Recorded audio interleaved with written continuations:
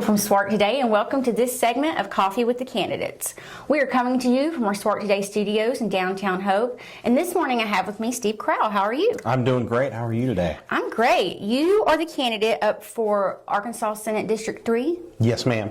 All right. Can you, to get us started, define for our citizens what this role is? Well, what we do is we make policies, laws, and budgets for the state, Okay. the totality of the 3 million people in the state. I am responsible in District 3 for about 86,000 constituents. Okay. Can you let everybody know a little bit about your background? Well, I live in Magnolia, Arkansas. I have 4 children, a 23-year-old, an 18-year-old, a 9-year-old, and a 7-year-old. That's a range. Yes, and a grandbaby. Oh, okay. So we are blessed that way.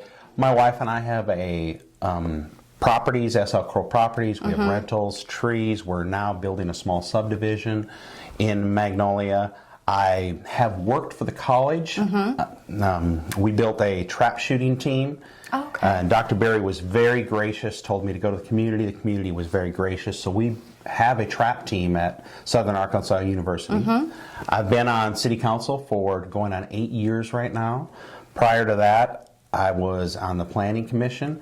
And my wife and I have been married for 13 years. Oh, well, what experiences do you think have prepared you for public office? City council and the planning commission, you know, being on city council, I've learned that one of my skill sets is to work with people of differences, different backgrounds, different opinions, and get a lot of things done. Okay. And what inspired you, or who? What or who inspired you to enter this election? My kids.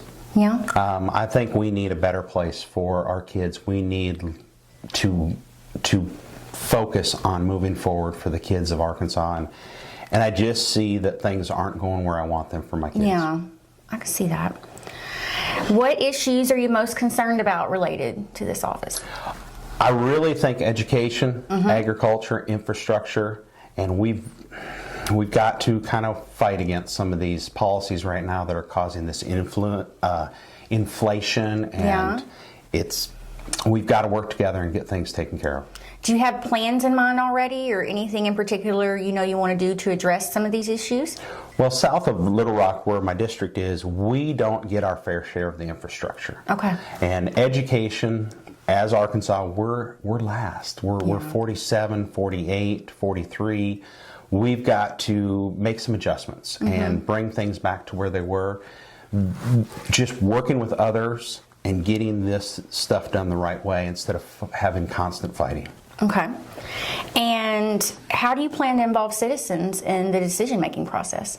Well, once I'm elected, we have actually hired somebody in my position in Crowell Properties, because I believe that this needs to be a full-time position. This needs to be something that the people can see me, know that they can call me anytime. So we're planning on monthly town halls, Zoom meetings also, because some people can't get out and about. Yeah.